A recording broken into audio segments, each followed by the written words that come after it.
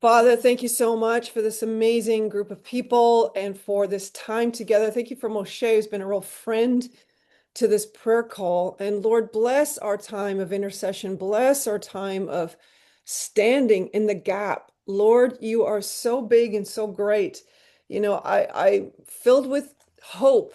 I know that there's so many dark things going on, but God, he promised, he prophesied, he said it, deep darkness will cover the earth, but the glory of the Lord will arise over you and his glory will be seen upon you.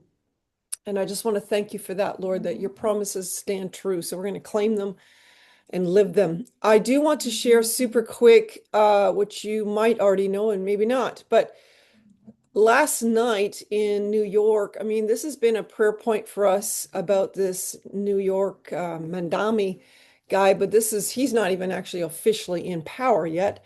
This is a Aliyah gathering at a New York synagogue. And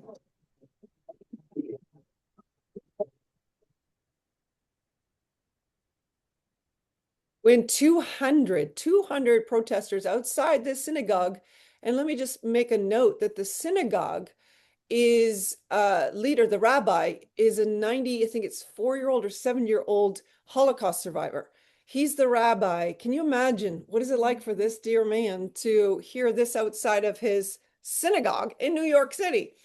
So it's like, Lord, oh Lord, our eyes are on you. So we just want to, maybe a bit later we could repent for New York again. It's just unbelievable. But yet God. So sometimes he allows the bottom to drop before there's an awakening. All right, but Moshe, thanks a million. You're amazing. Over to you. Share with us everything that you're feeling for us to pray into. Well, thank you.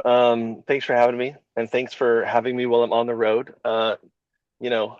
But that's okay. I'm at a good place, and I'm just happy to be here. Can you hear me okay? Sorry, I can hear something in the background. No, I can hear you great. You even have good light on, so that's perfect. You go. Wonderful, wonderful. So yeah, it's been a wild week for me. My Bobby, my grandma passed away last week, and I was the en route to a big conference that we're doing with I told you I do some stuff with Firm Israel. So my mind has been scattered, and I was intentionally off social media, off the news for a while. And when I opened it all back up, wow, it feels like we're moving. It feels like time is going faster. So Mm. there's so much to talk about, but believe it or not, the one thing that's been on my mind lately, because I was just with a lot of Israelis from back home, and I got a chance to kind of to talk with them and see what they're feeling. We know that in Israel people are still recovering from all the trauma and all that stuff. But believe it or not, one of the things that's dominating conversation,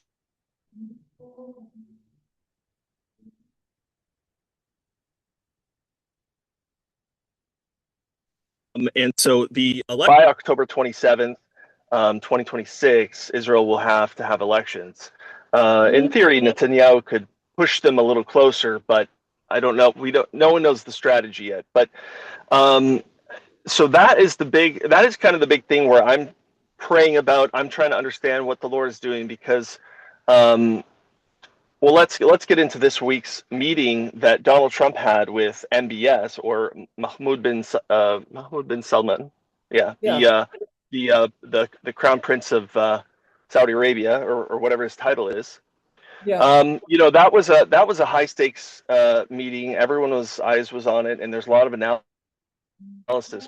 But basically, MBS said open to normalization with Israel, which is incredible, but he wants to see Israel recognize a Palestinian state.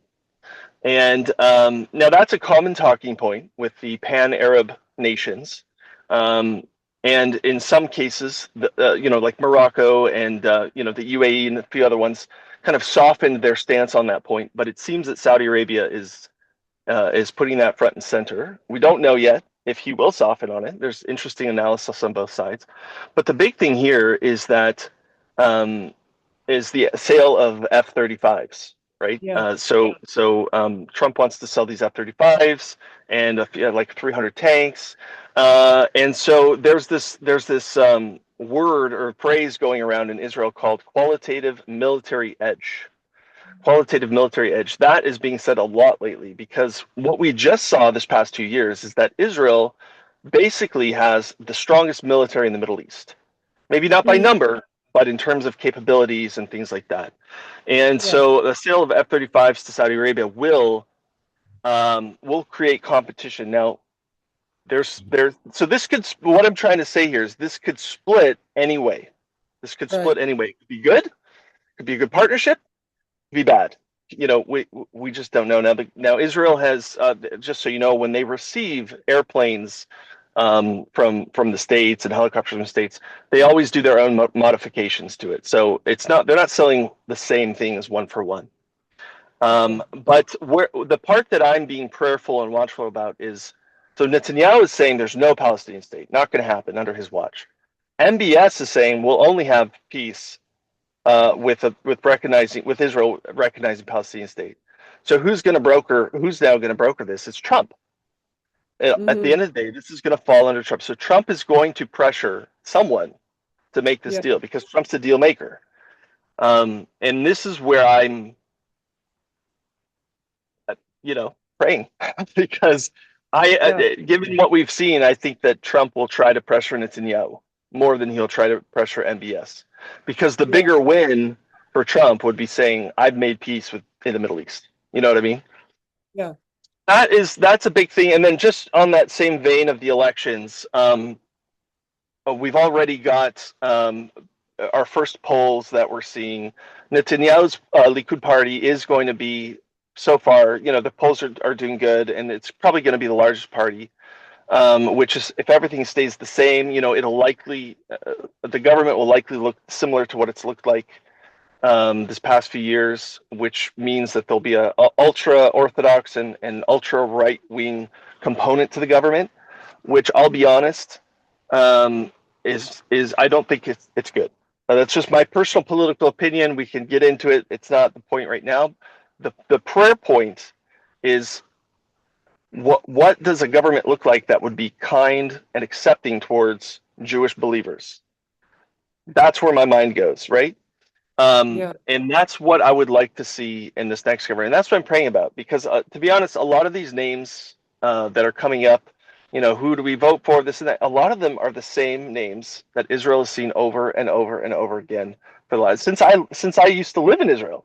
Avigdor Lieberman and Naftali Bennett and Yair Lapid, like all these names, they're the same names. And so I'm just Mhm. praying um, that something big changes in Israel. And I specifically want to see younger leaders that are much more open to the gospel. And I know they are because I'm hearing these conversations happening with with the younger generation of millennials and Gen Z, or people that are coming out of the military and stuff like that. And they're saying we can't stand the fact that we're seeing the same political parties and the same names over and over again. So there is a desire to have something new happen, and Mm, I'm my hope and desire is that people will look to just won't look for the same thing. And just on a different note, I don't know if you know the name Einat Wilf. She's been quite vocal over the past 2 years. She is an ex-Israeli politician. She's really good in English. She's a great advocate for Israel, Zionist and stuff. She is definitely on the left, but she just started her own party yesterday called the Oz Party, OZ. Um, mm, Yes, I see in the chat. Brilliant woman. She is a brilliant woman, and she started her own party. And if you look at her party website, it feels like old school Ben Gurion slash Golda Meir party. mm. It's this old school kind of labor, and that's what she presents it as. She says we want Zionism, but we also want like social democratic state. Yeah. It's interesting, and the only reason why I point that out is because it's new and it's trying to capture that young crowd of Israelis that are not religious, but Okay. value their Zionism and their contribution to Israel. Um, So it's the political landscape is changing in Israel. It's interesting, but at the same time, it almost feels like we're going to see the same old in terms of elections in Israel. So my prayer is Yeah. a list of prayers. Sorry, that was kind of rapid fire. I'll give you a list of things that are on my mind to pray for, and then you guys can ask questions if needed. Okay. Um, that Trump would view Israel with spiritual eyes and not as a business transaction. Mhm. And that goes also into Judea and Samaria. You know, he was so strong about saying there's not going to be annexation, there's not going to be anything, and that's concerning, right? Because obviously we know that Judea and Samaria belongs to Israel, so Mhm. that he would view Israel with spiritual eyes and not with like as a business transaction. That MBS Mahmoud bin Salman would soften on his stance towards this Palestinian state, and that Right. he would have a true desire for peace. I'm not convinced, that Abraham Accords is this, but the Bible also says, "Blessed are the peacemakers," and I'll take it. If someone wants peace with Israel, I'll take it. You know what I mean? So that Right. MBS would have a true desire for peace, and not this whole Palestinian political game that normally goes on. Yeah. That Netanyahu would lead with godly wisdom and not politics, and that's hard for him. Not the godly Yeah. wisdom part. The Lord can do that, but he is a masterful politician. In Yeah. fact, I would say he's probably one of the most successful politicians in the world, Yeah. at least in the top 5 or 10, because it's just the way he can navigate all these Hmm. things and get reelected over and over again. So my prayer is that he would truly be seeking the good of Israel and the Lord and not be playing these political games. Um, and Yeah. that the next Israeli government would be accepting of messianic believers and would even platform them and see them for the value that they are. Yeah. So that is my prayer. Those are my prayer points. All right. That's And good. then, if possible, I don't know if you can stop the recording because I have one more personal prayer point that I think you'll like. Yes, I will in just I'm going to stop it in just 1 second. Do you have No any problem. do you have any comment on Yoaz Hendel because he's starting a new party called the Reservists and it's a party to form a government that does not include the ultra Orthodox and Arab. Do you know anything about him? Because I appreciate you bringing it about the election because it wasn't on my or our radar, but we should pick that up in prayer. But have you heard of that one at all, Yeah. or maybe it's brand new? I have it. It's. I'll see if I can pull it up. I had a whole write up here about all the different parties. Let me see if I can find it really quick. All I can Um, say while you're doing that is I think these are made up of like all these IDF people, and they're saying we don't want in our party, basically, we don't want Arabs and we don't want yeah. Hadardi because everybody should be serving in the army, Yeah. which is echoed by many, many, and I don't blame them. Absolutely. Yeah. Yeah, so the reservists in Hebrew, the Miluimnikim, Ha-Miluimnikim, and Okay. yeah, center right, led by Yoaz Hendel, represents IDF reservists and volunteers, open to Likud ties, but leaning towards opposition. That was my write up on them. I'm familiar with them. I would say they are they represent more of an angry and Oh, I shouldn't say angry, but they're frustrated with the status quo, and right. they do have kind of this like anything but BB stance going for them. But that I would say that's too shallow. I would say if as you are praying about these things, and as the people in the group are reading more about these political, I would definitely say just maybe read more about them. But yeah, they're Okay. yeah. Anyways, All right, and then one more question before we go off script is the push to do a full-on um, investigation about what happened on October 7th. I'm trying to think, didn't that happen or it partly happened, or can you comment on that? Because obviously it's important to learn from their mistakes. yeah. Yeah, so the military investigations have been happening, and those are the first level. But what the country is pushing for is a mamlachti. How do I translate this? Like a national investigation. In other words, a third party, like a third party audit that the government has nothing to do with. Gotcha. And the of course the Netanyahu government said they don't want to do that. And that's what I mean by Netanyahu leading with with the desire to be um, for Israel rather than the political side, because we all know that there were failures on October 7th, Yeah. and Yeah. a formal investigation is likely necessary.